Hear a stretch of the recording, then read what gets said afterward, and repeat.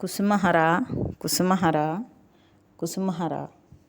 ఈరోజు మనం తెలుసుకోబోయే అంశం హరనాథుని నామ సంకీర్తన మహిమ. శ్రీమాన్ వి నరసింహాచార్యులు 11/7/1916 మహబూబ్నగర్ జిల్లా వెలికట్ట గ్రామంలో శ్రీయుతులు వెలికట్ట రామాచార్యులు శ్రీమతి యశోదమ్మ దంపతులకు ద్వితీయ పుత్రునిగా జన్మించాడు. వారికి జయలక్ష్మితో వివాహం జరిగినది.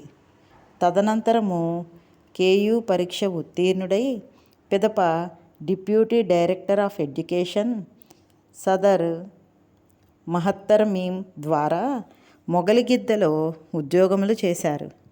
1936 సంవత్సరంలో వారికి సకలార్థ సార్థకం అను మహత్తర గ్రంథరాజములో లక్ష్మీ అష్టోత్తర శతనామావళి అను శతనామావళి లక్ష్మీ స్తోత్రములు ప్రతి శుక్రవారం 100 మార్లు జపిస్తే వారికి లక్ష్మీ కృపా కటాక్షములు వలన కుబేరుడు కాగలడని తెలుసుకొని స్తోత్రం చేయుట ప్రారంభించాడు.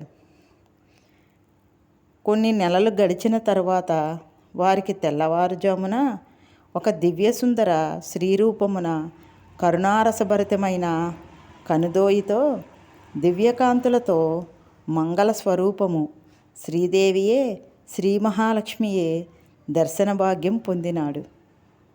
ఆ మాత అమృతవాక్కులలో నీ జీవితం సగభాగం గడిచిన తర్వాత కోటీశ్వరుడు కాగలవు అని నరసింహాచార్యులను దీవించింది.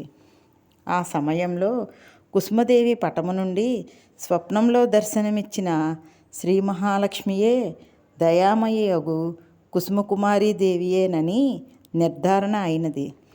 కొన్ని రోజులకు లక్ష్మీనారాయణ పటం ఎదుట ధ్యానం చేయు సమయంలో నారాయణుని స్థానంలో గడ్డం ధరించిన హరనాథ మహాప్రభు దర్శన భాగ్యం కలిగినది. మరొక రోజున ఉదయం 4 గంటల సమయంలో ఊర్ధ్వలోకము నుండి క్రిందకు దిగుతూ శ్రీ కుసుమహరనాథుల దర్శన భాగ్యం మరొకసారి ఆచార్యుల వారికి కలిగినది. ఆచార్యుల వారికి పరమ భక్తాగ్రేసరులైన భగీరథ స్వామి, రాళ్ళబండి వీరభద్రరావు, మధుర గాయకుడు పెండ్యాల సీతారామయ్య, భద్రాచలం రామదాసు, ఉత్పల వెంకటరావు దర్శనం కలిగింది. సోనాముఖిలో కొలువయ్యున్న జగన్మాత కుసుమకుమారీదేవి దర్శన భాగ్యం పొంది కుంకుమార్చన చేసిన తర్వాత అమ్మ కుసుమమ్మ నరసింహాచారి చెవిలో మంత్రోపదేశం చేసి తన చేతితో ప్రసాదం తినిపించింది. జపమాల కూడా అమ్మ ప్రసాదించింది. రాత్రి సమయంలో అమ్మ పవలించు సమయంలో పాదసేవా భాగ్యం ఆయనకు కలిగింది. ఆ సమయంలో హైదరాబాదు నుండి తీసుకొని వెళ్ళిన పావుకోళ్లతో అమ్మ కాళ్ళకు తొడిగి ప్రసాదంగా తీసుకొనినారు.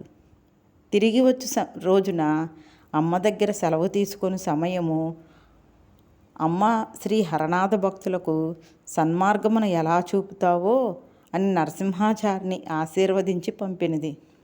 కొంతకాలం తర్వాత శ్రీహరనాథుని భక్తురాలు పాలకొల్లు సుబ్బమాంబ సేవక్ భగీరథ స్వామిని నరసింహాచార్యులకు దివ్యనామం జపించు విధానం తెలియపరిచారు. జగన్మాత కుసుమకుమారి జపం చేసిన మాలను మాసీమ అంటే అమ్మ చెల్లెలు ద్వారా ఆయనకు ప్రసాదించింది. నరసింహాచారి అమ్మ వద్ద సెలవు తీసుకొని పూరీ జగన్నాథ దర్శనం కొరకు పూరీ వెళ్ళి అచ్చట శ్రీ చైతన్య ప్రభువు విరహరూపమున గడిపిన గది రాధాకాంత్ మఠంలో హరినామాన్ని ఈ విధంగా గానం చేయనారంభించినారు. హరే రామ రామ రామ హరే హరే, హరే కృష్ణ కృష్ణ కృష్ణ హరే హరే, రామ రాఘవ రామ రాఘవ రక్షమాం, కృష్ణ కేశవ కృష్ణ కేశవ పాహిమాం అని కీర్తన చేయు సమయంలో ఆయన చెవిన పడగానే తన గది నుండి వచ్చి అక్కడ ఉన్న గది తాళం తెరిచి 500 సంవత్సరాల పూర్వం చైతన్య మహాప్రభు ధరించిన కాషాయ వస్త్రాలు తీసి నరసింహాచారిపై కప్పి ఆశీర్వదించారు. అప్పుడు ఆయనకు 80 సంవత్సరములు పైబడిన కృపాసింధుదాస్ మహారాజ్ చరణసేవను చేసుకునే భాగ్యం కలిగింది. అచ్చట నుండి నరసింహాచారి బరంపురం స్టేషన్లో దిగి గోపాల్పూర్లో ఉన్న కామేశ్వరీబాయి దర్శనం చేసుకున్నారు. ఆమె ఆశీస్సుల వలన నరసింహాచారికి మంచి ప్రభుత్వ ఉద్యోగం లభించింది. అనేక మంది భక్తులు అనగా హరిహర హయ్యరు, భగీరథ స్వామి, పాలకొల్లు సుబ్బమాంబ, విమలామ, కామేశ్వరీమ, యశోదామ, రామదాసు, నందవరపు ధర్మారావు నాయుడు, మరకాని సంపెంగరావు, బొల్లి కృష్ణమూర్తి, అక్షయ్ కుమార్ గుప్తా మొదలగు వారు దర్శన భాగ్యం పొందారు. ఈ విధంగా మాతృశ్రీ సంపూర్ణ కరుణాకటాక్షం వలనను ఆ మాత ప్రసాదించిన జపమాల, దానిలో నింపిన దివ్యశక్తి వలన నరసింహాచారికి జీవితంలో అద్భుత పరిణామం సంతరించుకున్నది. జై కుసుమహర. మరొక అంశంతో తిరిగి మరలా కలుద్దాం.